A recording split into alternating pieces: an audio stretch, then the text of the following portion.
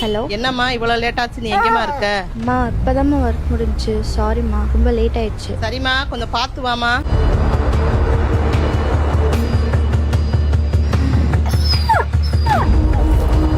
சரிம்மா, நல்ல ஆப்பிள் அதாம்மா பார்த்து எடுத்துக்கிட்டு இருக்கேன். வேற எதுவும் வாங்குவோமா?